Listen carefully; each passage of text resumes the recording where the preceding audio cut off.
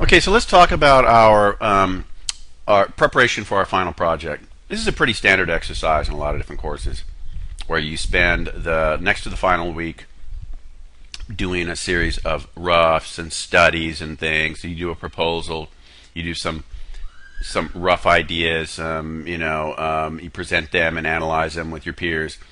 And then you do some color studies, and then the following week you present it as a final with all that feedback that's been digested and incorporated, and you've had time to play with it. So, our first assignment this week was a proposal, and that's where you want to write out what it is you want, and that helps you focus your ideas. So the second step is then to put that together in a rough. Now I'm using a rough from my brainstorming, my little brainstorming blurb that I've used in classes. So this is already halfway done. And let's say that my proposal here was to create an alien environment with some rather threatening-looking plants. And I'm going to have my hero. I would probably have my narrative developed. I'd say this is my character. In this case, it's Keith Urban, right? Because previously I was talking about an urban environment, and I just, kind of tongue-in-cheek referenced him. But maybe I'll name him Carl Silavorkian or something, and he's, captain of the spaceship, Thruster 3 or something, and this is some environment that he's found him in. Maybe this is a warehouse of some pirate, that's doing some kind of black market marketing of these plants. So remember, we need at least five elements montaged in. Now we've got one here, and notice I put them on their own layers. One here, we've got two, and then we've got three. But I need two more. So I'm interested in these plants. Now what I did was I Googled carnivorous plants, and I immediately saw some interesting things. Like I like this little thing here, so I went to that website, and I clicked on this image, and so I'm going to open that up in Photoshop. And so let me go ahead. I dragged it to my desktop. I'm going to open it up, and there it is. Now I need one more, right? And I think just to be kind of expedient here, I'm going to boy, that's cool looking. I'm going to pick this one, drag it to my desktop. Okay, open it up in Photoshop. And then I'm going to get rid of this browser for right now, right? So I've got two things I want to montage in. Now, in your lectures, there are different ways to montage things in. There's layer masks and all kinds of good stuff that you can use. For me, right now, I am just going to cut this out. I'm interested in composition. I'm interested in seeing that you know how to montage somewhat seamlessly and fixing errors with the healing brush and all that, but I'm also interested in developing a composition. So I'm going to spend my time here. I'm not going to be super finicky about making it totally seamless, and you can see that in like the way Keith Urban's been cut out there and placed in. But let's go ahead and paste him in. Now, one of the things that we want to be concerned about here is whether this how it fits in. Okay. Now I'm going to duplicate that, so because I know I'm going to be playing around with it, and I don't want to, and I'm going to be sizing it smaller. And if I want to resize it up, I want to have that option available. So here's something I thought maybe I could put in. You can see I'm having some problems making it fit in because I've already previously kind of done this in a duotone, kind of a monochrome duotone kind of effect. So it's not really fitting in right now. It has that cut and paste feel to it. Let me go ahead. I'm going to stick him in the corner, and then I will worry about the color in a minute. You notice I have my my original right here, so I can always go back and fix that. Let me bring that up. Hue saturation. I'm going to take the saturation down a little bit, and then I'll worry about getting him perfectly montaged in later. I kind of like him in the corner, like he's walking through and he's seeing this in a display case. Where's my other image? Now, again, I'm going to cut this guy out. It's very strange looking, and I think I'm just going to cut out this part, and I'm going to leave out the blossom. Okay?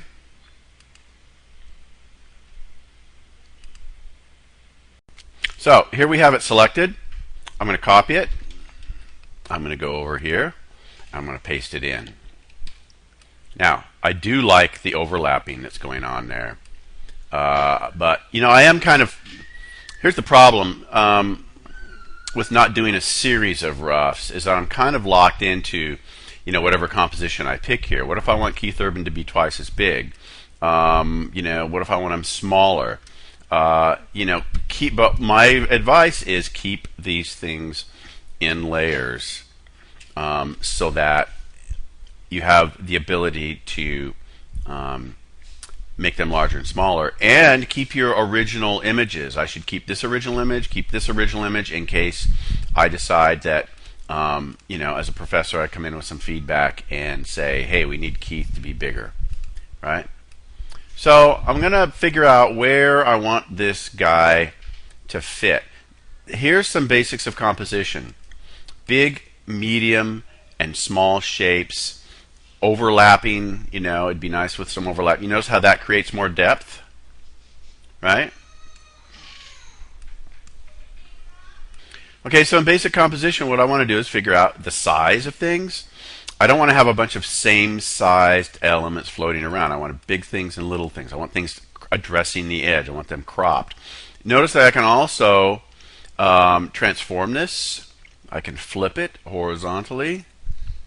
Okay, so it is facing now into the composition, almost as if it's looking at Keith Urban there in a kind of a threatening manner. I mean, I'm wondering,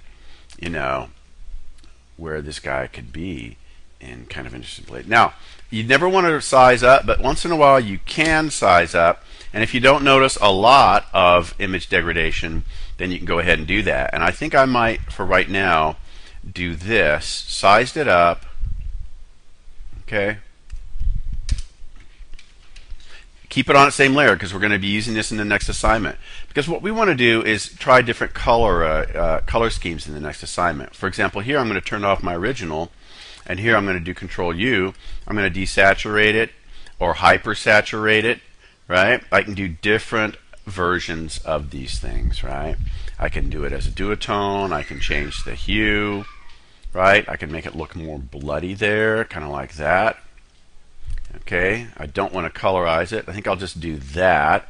And I also want to adjust my levels, right? So on all of these things, you want to definitely make sure that you adjust your levels. I just hit auto there. I get my darks, my lights, and everything, etc. Now, so this would be my rough that I'm going to submit, right? Now, as the professor in this independent study and somebody who's giving you feedback, is going to give me more latitude if you post the PSD file along with the JPEG so that I can look at it and make edits as well. Because I might say, try making this, they're all in the different layers, right? I can say, hey, try making this, smaller, more the size of, Keith there. Or maybe try rotating it, right? And getting it in there, like that. That's kind of interesting too. Kind of weird hanging down, right? And I don't have to stop with 5. 5's just the minimum, right? Let me see what I can do here. If I can make this a little more evocative.